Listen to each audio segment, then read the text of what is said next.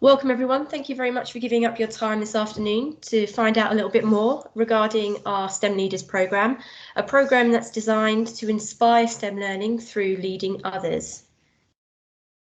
Joining me today, my name's Catherine Heathers. I'm the Market Development Manager for SLQ. We also have Graham Ruff from CERC, and he's going to present a little bit in terms of the history of the Young STEM Leaders and how the STEM Leaders programme has come to be. And I'm also delighted to say that we've got 3 colleagues from our pioneer STEM centres that are also going to share their good practice and their experience through delivering the STEM Leaders programme as part of a pilot this academic year. So our webinar is going to cover where the Young STEM Leadership began. We're going to introduce you to the STEM Leaders programme in a bit more detail. You'll then have the opportunity to hear from our pioneer STEM centres, and then we're going to reflect as to why you should choose SLQ for your learners' STEM leadership skill development. So with regards to the programme, it has been developed in partnership between CERC and SLQ. CERC is a not-for-profit company and a registered charity. It offers a broad portfolio of STEM-related services, and its mission is to inspire and enthuse and support STEM educators for the benefit of all learners. This is based up in Scotland.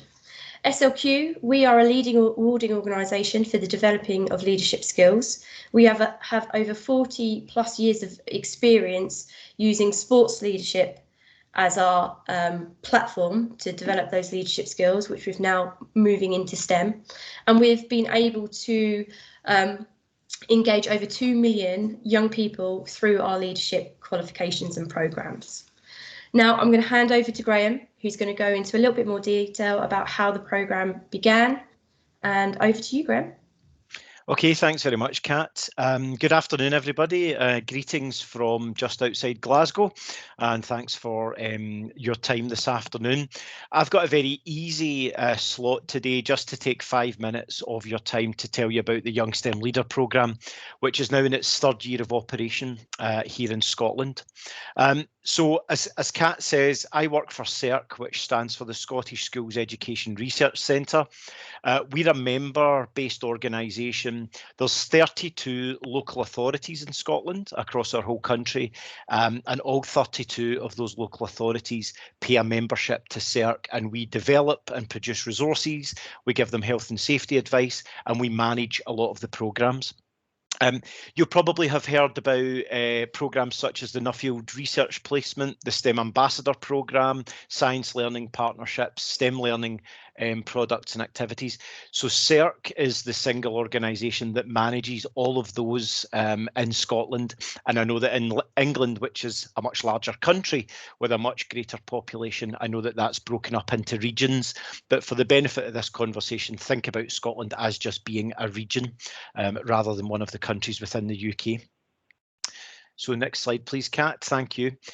So back in 2017, the Scottish Government produced a document called the STEM Strategy for Education and Training. And that really is a document that describes how, as a country in Scotland, we are going to tackle a lot of the issues around STEM education. So whether it's gender imbalance in certain subjects, whether it's lack of interest, engagement and uptake in other subjects, or the attainment gap, which we all know is a huge issue across the UK. And in terms of a document, it sets out a lot of actions that we would take as educators in Scotland, and one of which was the Young STEM Leader programme. And the photographs that you'll see on your screen just now, these are real young STEM leaders. So in 2018, we started to produce the Young STEM Leader programme, and we're now a very well-established programme in Scotland. The programme in Scotland exists across 6 curricular levels. So there are 6 different levels of the Young STEM Leader programme. I will use Scottish education terminology, but I'll do my best to align it and generalise it to any education setting. So there are 6 levels of the programme. The first 3 levels are what we call the non-formal levels of the programme. In Scotland, we have what's called the Curriculum for Excellence, and those are aligned to the key stages that you have in England and Wales. So Curriculum for Excellence, 2nd, 3rd and 4th levels are the 3 lower levels of the programme, and these are what we call the non-formal version of the programme. Very loosely speaking, Curriculum for Excellence 2nd level, if you were a young person in Scotland and you were working at CFE 2nd level, you would probably be in the upper stages of primary school, anywhere from primary 4, 5, 6 or 7. And the CFE 2nd level, 3rd levels and 4th levels, that takes you from upper primary into the lower stages of secondary or high school. Curriculum for Excellence, I should say, doesn't start at 2nd level. It actually starts at early level. So CFE early, that's for young people in preschool or nursery, and CFE 1st level, that would be a young person in Scotland who's in primary 1 or 2. We don't have a Young STEM Leader programme at the early or 1st level, but hopefully there will be a 1st level Young STEM Leader programme coming soon. Where it says SCQF levels, that stands for the Scottish Credit Qualifications Framework. So again, that is how we align our qualifications. Very loosely speaking, in Scotland, we have National 5s, and those are aligned to GCSEs, and we have Highers, and those are aligned to A levels, and there's a lot of real strong comparisons between the two of those. So the 3 levels of the Young STEM Leader programme at SCQF levels 4, 5 and 6, those would align to young people who are in the senior phase of high school. So people who are actually at that age where they are sitting their exams. And again, to make the correlation to England, that would be young people who are taking their GCSE or A levels. So these are formal credit rated awards. They've been credit rated by the SQA, who are the Scottish Credit Qualifications, who are the Scottish Qualifications Association. And they also carry the UCAS tariff points, and they're on the drop-down menu for young people applying to college and university as well. So Young STEM Leader programme exists across 6 levels. The lower 3 levels are for upper primary and lower secondary, and those are what we call the non-formal levels. And the upper 3 levels are credit rated formal qualifications that the young people gain. And young people, young STEM leaders in schools, colleges, or in youth groups, community groups, are supported by a trained tutor assessor, and that's the person who will go on the SLQ training programme and become a tutor assessor. Typically, that's someone who's a teacher, a youth worker, a youth group leader, or a STEM ambassador. This slide is my last slide, and really what I'm going to do is state the obvious here in terms of the benefits for young STEM leaders. And again, the photograph there, these are active young STEM leaders that we have in a high school just outside Glasgow. Obviously, you've got young people who are working through their high school curriculum, their high school timetable, and gaining their qualifications. And what they're really doing is they're enhancing their leadership, their employability, their communication skills as well. They're allowed to lead STEM activities, events and interactions in its widest possible context. Typically what we see in Scotland is senior phase high school students, those aligned to the 6th form, and they'll be running things like STEM clubs, science challenges, engineering days, a whole range of other things. But we also see much more off-piste examples as well. We've got senior phase biology students running sexual health workshops. We've got engineering challenges being run by the cadets and Boys Brigade and Girl Guides. So there's a lot of traditional and expected examples, but there's also a lot of off-piste and less traditional examples. We're allowing young people to gain UCAS tariff points, to gain additional qualifications, and to really build their skills, their employability prospects as well. And what we really are seeing is the mindset of young people being changed, not just the young STEM leaders, but the young people they work with as well. So they are changing mindsets, they're challenging the stereotypes, misconceptions, and outdated views that unfortunately are existing within STEM. And we're really helping to challenge a lot of the negative barriers that stand in the way of participation in STEM. Just to give you some statistics, in Scotland, there are 214 secondary schools now registered as delivering centres for the Young STEM Leader programme. And to put that in some context, because Scotland's a small place, well, there's only 365 secondary schools in Scotland. So that means there's 60% of secondary schools in Scotland are now delivering centres. So it's being a runaway success up here in Scotland, and the engagement with the programme is huge. We've got 302 primary schools, all registered as Young STEM Leader Centres as well. And again, in context, there's about 4,000 primary schools in Scotland. So that's a large portion of our primary schools, all with Young STEM Leader activity. And we've also got youth organisations, uniformed groups, and a range of other family learning groups as well taking part in the programme. Currently, we've got around 5,000 active young STEM leaders. So that's young people anywhere between the age of 8 or 9 years old up to 16, 17, 18 years old, who are all delivering STEM activities, events and interactions in their centre. So as I said, I've got an easy bit today, and that's my bit done. And that's really just about how the Young STEM Leader programme was born and the successes that we are seeing in Scotland as it's in its third year. And I'm happy to come back in later on at the end of the presentation and answer any questions. So I'll hand back to Kat, and thanks very much. I hope you enjoy the rest of the session. Thanks, Graham. That's brilliant. Okay, moving on then. So the STEM Leadership programme, it's very much in the early days of its life in England at the moment. We officially launched the programme on the 1st of November 2021. And currently the programme is aimed at Key Stage 3 and Key Stage 4, so 11 to 16-year-olds. We are in progress of shaping what a formal FE qualification would look like at level 3, which would also retain UCAS points as well, but currently it is for Key Stage 3 and Key Stage 4. It is a nationally recognised and assessed qualification, and we have two levels. We have the level 1 and the level 2 STEM leadership. What our qualifications essentially do is develop the essential skills that have been adjoined to our skills framework, and those 5 skills are listed below: communication, self-belief, teamwork, self-management and problem solving.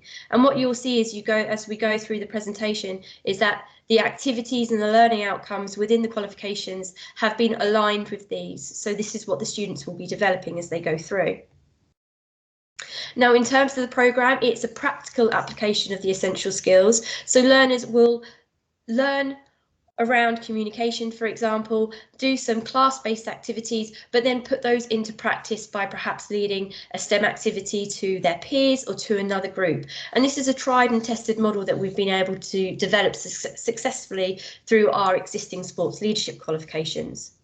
The programme essentially will develop a workforce of leaders and role models that then you can utilise within your school environment to either set up and establish new STEM clubs or support existing STEM clubs that you are looking to try and increase engagement from the rest of your school community. And they may also include other engagements such as transition activities with primary schools, or even just STEM related activities such as the Great Science Share that they can get involved with as well.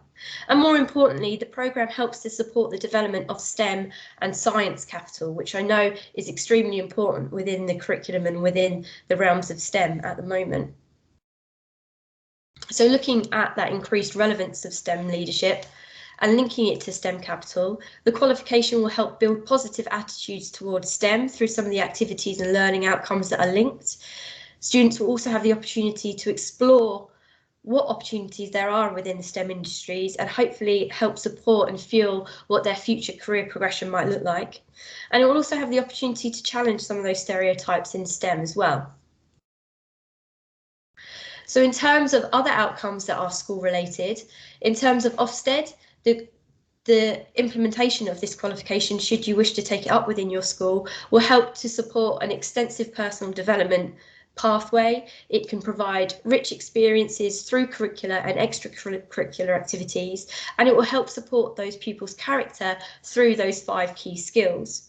Linking it to the Gatsby benchmarks, if your SLT and your careers lead are particularly interested in that, the programme itself, the qualification itself, links very nicely to benchmark 2, which is learning from career and labour market information, as there is a particular task and unit within the qualification that reflects on that, as well as benchmark 4, which links to the curriculum learning to careers. So here is just a snapshot of the overall outcomes and the unit titles for the Level 1 STEM Leadership Programme. You'll see for the Level 1 there are 3 units that the students would undertake. If you look at under the guided learning hours column, Unit 1 should take approximately 2 hours of guided learning time. So that's the time that the tutors would spend face-to-face with the students, taking them through those tasks. There is also 1 hour of assessment time, and this links to our digital LER, which I will show you later on. Then Unit 2 is looking at understanding the impact of STEM activities. Guided learning hours is 3, with an assessment time of 1 hour, again linked to the digital LER. And then in Unit 3, this is where they actually start to practically apply those skills that they've been developing in the early 2 units and deliver a STEM activity to their peers, to other pupils within their school community, or linking it perhaps to some primary school transition work that you might have in place. It really is down to the young leaders to decide how they are going to do that. What is included within the qualification is that every STEM leader will need to deliver at least 4 hours of STEM activities, events, or interactions. So the total qualification time for the Level 1 is 26 hours in total. Now, our Level 2 builds upon the outcomes and the units within Level 1. They will start to look at developing the skills and behaviours of leading STEM activities in the first unit. Building upon that, they will look at how they can access opportunities in STEM. So this starts to reflect on some of those career opportunities they would be looking into. Then Unit 3 looks to plan and lead and evaluate those STEM activities. So again, practically putting into place the skills that they are developing in an engagement, a STEM engagement or a STEM activity that they would then practically be observed by the tutor. So this is where we start to really look at how they are really developing and using those skills. And then the last unit is understanding how to run a STEM activity club. So this links to maybe the development of a new STEM activity club if you don't already have one in place, or how they can support an existing one. Just the same as the Level 1, it includes 4 hours of delivery of STEM activities, events and interactions, which they will log as they go through.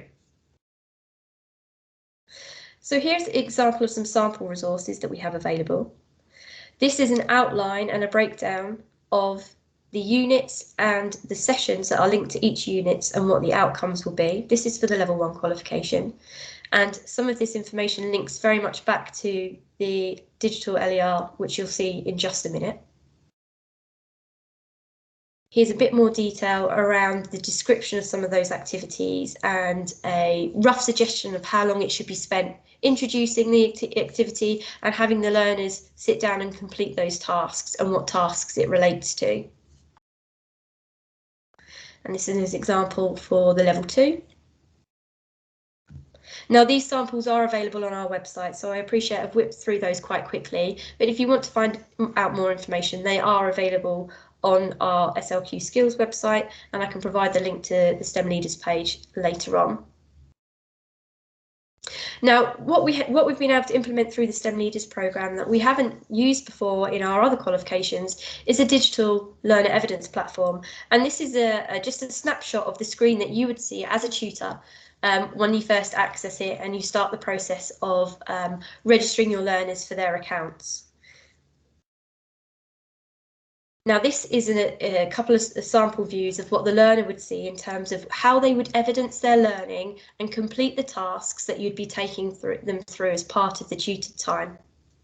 So this is task 1 of the Level 1, and you can see they've got editable boxes that they would type their answers in, and they would save this, and this would then come through to the tutor, and the tutor would review it and sign off to say that it's been completed. So here's just a couple more examples for you. Here is the sample of the leadership log. So we're talking about those 4 hours of leadership skills that they need to demonstrate and show through STEM activities. This is where they would log their engagements. So they'd say the date, the time, what experience they've delivered, what session they've delivered, and a bit more detail in terms of that log there. And then this is an example of what the learner will see.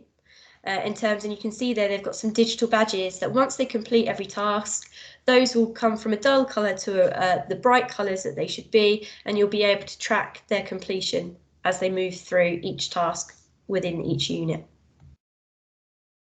And here's just a summary that, again, the students will see this and they can see what they've completed, what is still outstanding, and as they move through, they'll then be able to keep uploading their evidence until they've completed the necessary sections. So that is the introduction to the programme. Let's hear from our Pioneer STEM centres. They are going to be able to put this into life from an English perspective, and I'd like to hand over to Chris just to talk through. And Chris, just let me know when you want to click through the slides, okay? Will do. Thank you. Okay, hi. Afternoon, everybody. I teach at state secondary school in Preston, slightly below average, with some challenging students. But this is something that's sort of quite close to my heart in a way, something that we've been intending to do for quite a long time. Even without the qualification coming on board, it was something that I think we would have done, but this has just made it so much easier, and to have a qualification at the end of it is even better. So we started off in November when the pilot was started. I've got 14 keen Year 10 students who have signed up to do the level 2 qualification, and sort of as we speak, we are promoting the qualification to our Year 9s with an aim to recruit another 16 at least for the level 2 qualification, starting after half term.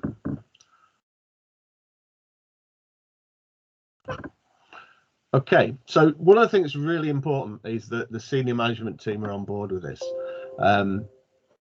Both STEM and student leadership are massive priorities at my school, and so it's fitted in really well. My line manager is also the assistant head in charge of STEM, so that worked pretty well. But we were talking about developing this program already, and we've got students very, very keen to follow something within STEM leadership already. So it was a no-brainer to jump on board when we had the opportunity. Science faculty are leading it, so it is a STEM leaders qualification, but it's being run through science. The head of science is very keen. There's 2 of us that have followed the sort of training courses. So I am trained as the course manager, course leader, and I'm going to be the tutor assessor for the Year 10s. And then I have a colleague who has done the training to become an internal verifier, and she will be verifying my assessment of the students. When we recruit the Year 9s, it's highly likely that we will swap so that we get experience of both roles, because I think moving forward, to make it more sustainable, it's going to be better if we can both do both jobs. And as a course manager, you can be the tutor assessor or you can be the internal verifier. You just can't be a tutor assessor as well as a verifier. So with 2 of us on board, and we're recruiting this year, so I think one of the things that we're going to be talking to our candidates about is them being willing to go through the training and therefore jump on board in the future. Next slide, please. So the students we've got on board are all a high ability. They're all doing triple science. Because the project was only set up in November, we couldn't timetable any of the tutor-led sessions. So it's required the students to be quite committed.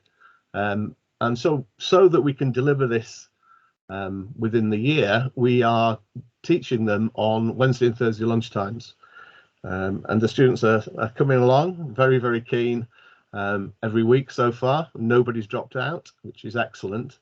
And then we have a Year 7 and 8 STEM club on a Wednesday, and sort of in pairs or threes, the STEM leaders go along there just to get experience of being involved with the younger students, leading small demonstrations or teaching them how to make little models and things that we have in the STEM club. So we've already got that opportunity for them to practice, and I think that's a really useful thing.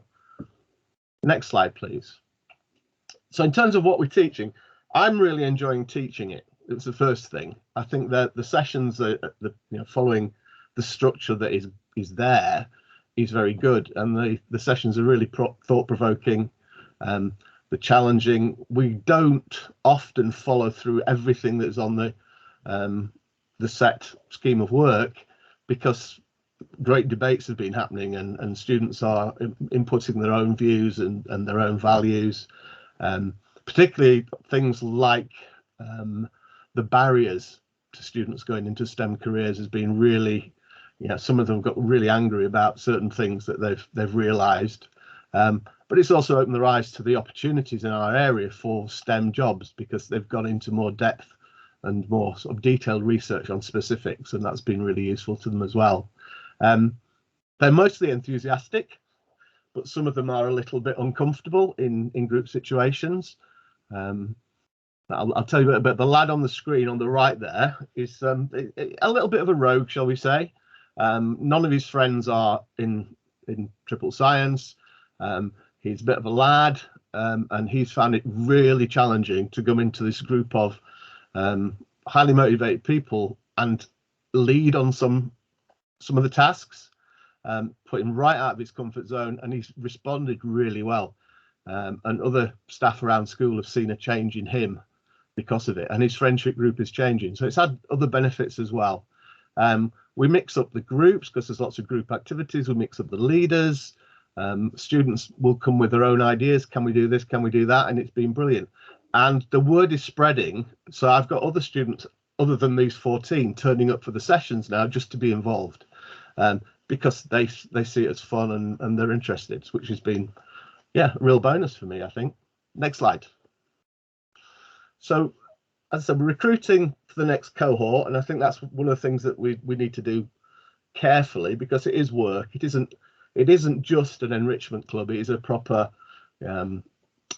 tutored course with the requirement that the students fill in their assessments and they do all the tasks that they need to do. But the week we get back after half term, because we're on half term this week, it's Engineers Week. I'm running the assemblies, and I have a current affairs slot in form times as well. So I'm going to be talking to them in both those sessions about engineering as a brilliant career, and also advertising these STEM leader qualifications to the year 9 specifically. They're already aware of it. The word of mouth from older brothers and sisters is out there, particularly the higher sets. But I think longer term, we want to look at using this to move students up, to give them some more interest, engagement, certainly in science, moving forward. And some of our year 10 STEM leaders are going to be involved in that as well. They're very keen to be involved in loads of stuff. So we run sort of evening workshops for students and parents and things like that, and they're all saying, please, can we come and help? So they're becoming more confident and keen to be involved as leaders in the school, which is fantastic. And I think that's about me done. Brilliant. Thank you, Chris. That's much appreciated, and thank you for giving up your time this half term. It's okay. I'll hang around if there's any questions, but that's Is there any questions for Chris at this stage? If not, we can divert to questions towards the end of the presentation. What I should say is, if you do have any questions, you can use the hand up function at the top of Teams, and we can come to unmute you. If not, we'll wait towards the end.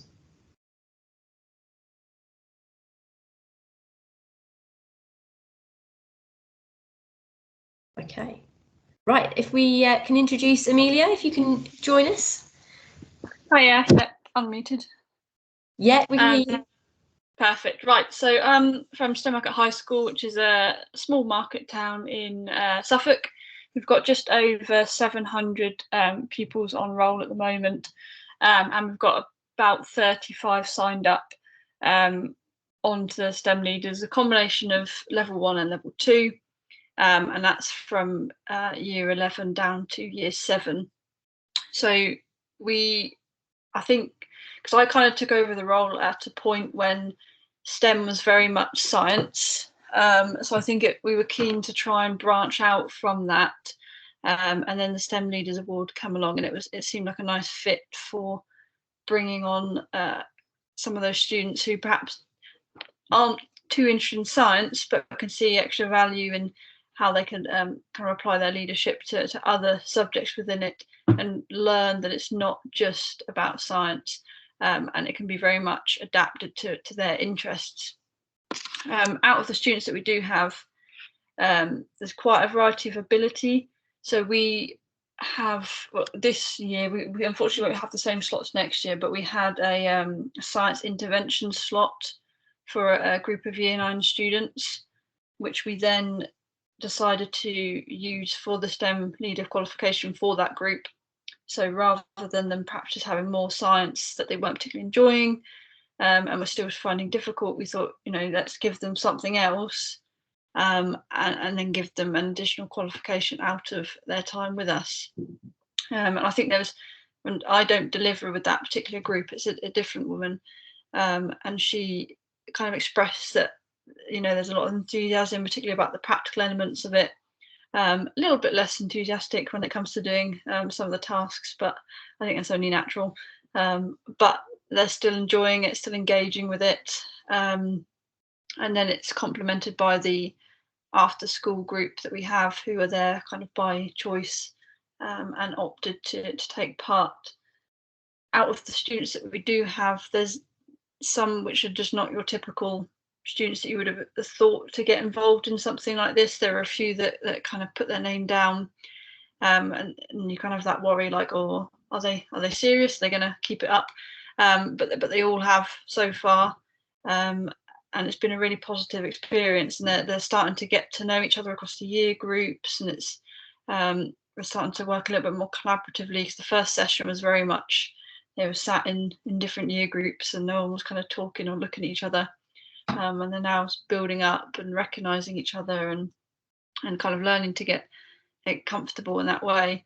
But I think we got off to a little bit of a slow start in terms of just making sure we got the recruitment going and kind of wanting to do it right. But now we're on our way with it, and it seems to be going well so far. Always points to improve on, but I think that's more on my delivery of it than the resources that are there, which are really, really useful and really have been very, very helpful at times. But the lesson plans, although we don't always stick to it, textbook, but they're good to have there just to chuck up some other ideas that you might not have thought of. And it's very much, it doesn't have to be taxing to you as a teacher, a busy teacher. If you don't want it to be, you can kind of put in kind of as much effort, or as there's some weeks you can just follow that, and it's not too taxing. I don't think there's anything else to say about it, but yeah, just we kind of had to hold off a little bit on getting things into the planning stage, because I'm really keen to use it with our primary schools, but Suffolk had some additional restrictions kind of before the rest of the country, the schools. So we couldn't have guests in, and we couldn't go into primary schools and all these different things. So we had to hold off a little bit, which has kind of delayed things. But I'm keen to hold out for that, as I think the pupils will enjoy working with their feeder schools. And it should be positive. But I think that's about it. Unless anyone's got any questions, I feel like I've just rambled on, but no, it's been brilliant. Thank you, Amelia. Are there any questions for Amelia at all?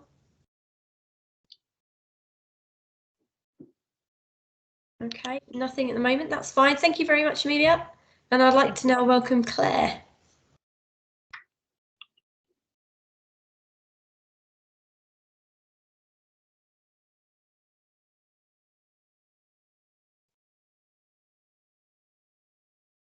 Claire, are you there? Oh yes, I am now. Hi. Brilliant. Hi.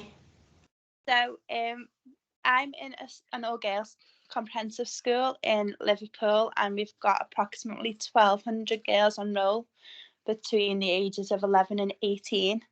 The line manager for science is actually one of the deputy heads of the school, and she was the one that introduced us to the STEM learners through an email that she received.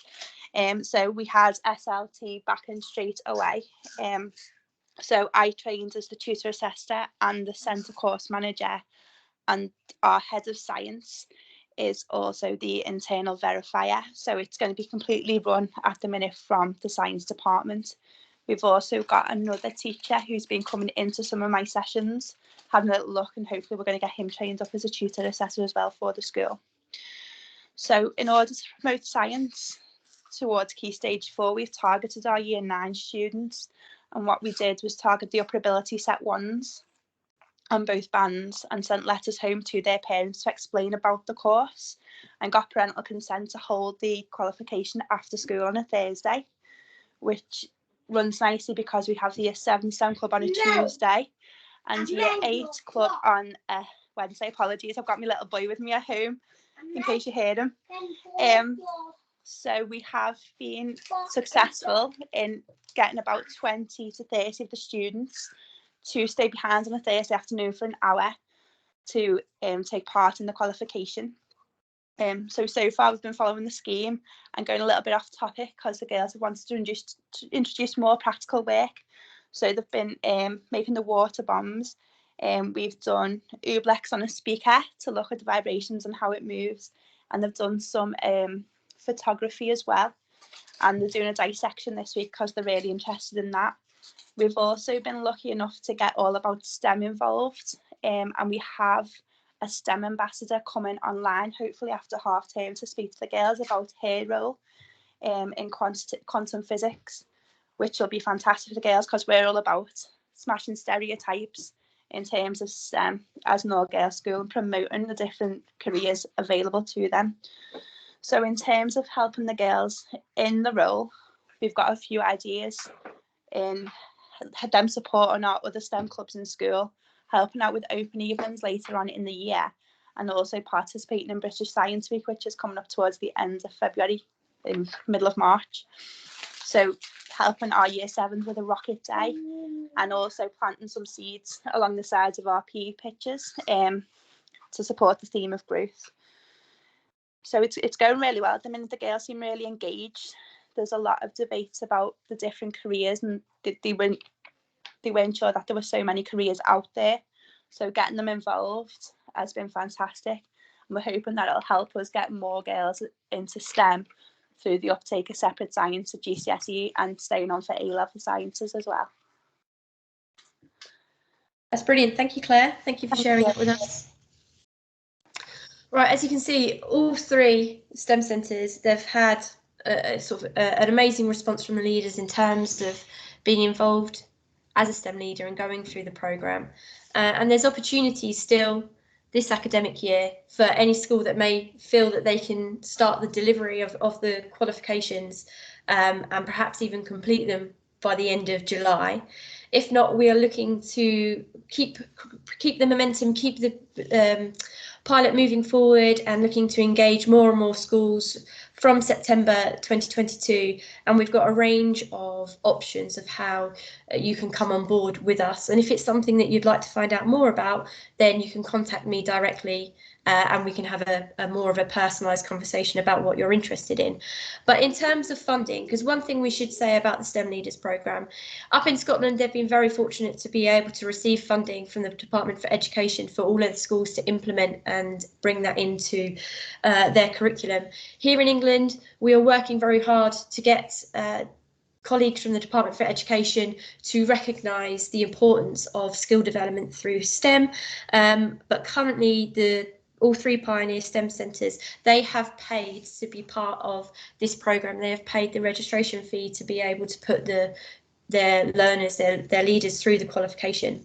So if funding is an issue within your school, within your organisation, then there are a couple of funding opportunities that are open, I believe, at the moment. The first one is through the Blue Spark Foundation, and in terms of their outcomes of what they would look to support with regarding funding, the STEM Leadership Programme can fit very nicely under that. So you could perhaps look at submitting an application to receive funding to pay to be part of the programme. Or there's the Burns Price Foundation. Now, this is very much driven by young people. So in terms of a grant, it could be something that if they want to develop a specific type of STEM project and then incorporate the leadership qualification within that, then they could have a look at the Changemakers initiative and see if they can get some funding to make that happen. So even if you've got STEM happening at the moment and you weren't aware of this initiative, there's an opportunity there to look at perhaps some funding to make those projects an option for you. So why choose SLQ? Like I said before, we are the leading organisation for the effective development of essential skills in young people, linking that to our framework. We use the train the trainer delivery model. So like Chris has mentioned, we have training available, both e-training and what will be in the future through a live webinar, is support to be able to upskill staff within your departments to deliver the qualification within your school. We also have a unique approach to recognised learning, and that's through their practical application of them demonstrating and using the skills that they are developing through the qualification, and the tutor being able to observe that in real time and seeing the difference that it's making to that young person. Our qualifications and learning programs are all developed with the skills framework completely interwoven all the way through. So they're constantly working on those 5 key skills that they're developing that's going to support them with their future education journey or their future employment journey. We also have a robust quality assurance and accreditation process to ensure that the quality of the work and the delivery of the programme does meet the requirements, as we are governed by Ofqual. We also have an award-winning relationship management support. So when you become a centre with us, you will be supported all the way through from coming on board and setting up as a centre, to the training and the delivery of the programme, to the quality assurance and the accreditation process, all the way through. So if you have any specific questions for myself, for Graham, for Chris, Claire or Amelia, please do use the hands up function on tools and be able to unmute you. Otherwise, this is the end of the presentation, and I'd like to thank you again for giving up your time. We have managed to keep within the 45 minutes, which is excellent. I will hang on for a few minutes afterwards if anyone wants to speak to me personally, but otherwise, thank you very much for your time. Right, we've got a question from Neil. So Neil, just let me unmute you. Okay, you should be able to unmute yourself. Thank you. Hi, you all right? Hi Neil, thank you. Yeah, a couple of questions. First one is how much does it cost to register? So currently, if you wanted to become part of the Pioneer Pilot Programme, it's £750, and that gives you up to 50 learner registrations across both the Level 1 and the Level 2 qualification. Okay.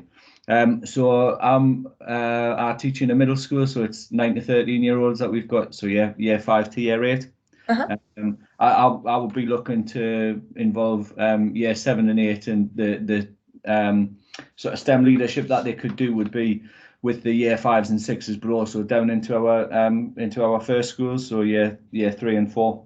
Okay, brilliant. I would imagine that that's probably more suited to the Level 1 qualification at the moment. Yeah, at the moment, definitely. And then once you've taken them through that, you can give them the opportunity to progress on the Level 2 whilst they're still with you, or it might be something that they would then maybe transition up to when they move up through into high school. Yeah, brilliant, thank you. And then the final question was, I know you mentioned that you need a tutor assessor and an internal verifier. Yeah. Is that kind of, there needs to be a minimum of 2 staff to sort of run the programme, does there?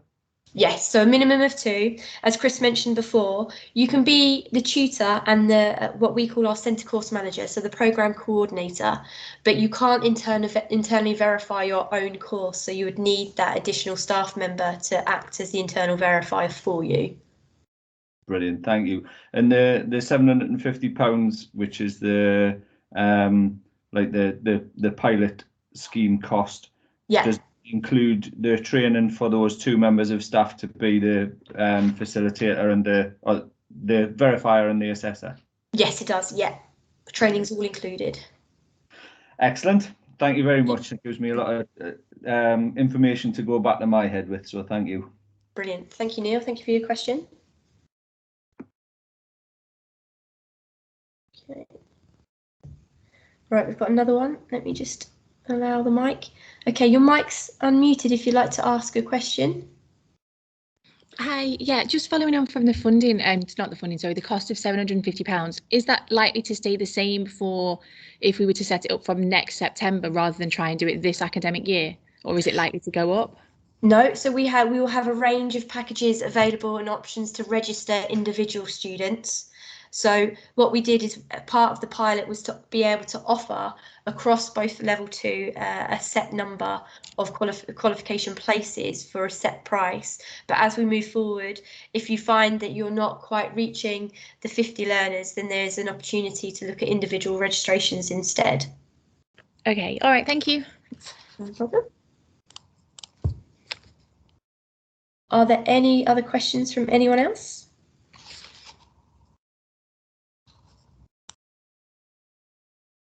No, I think that's it.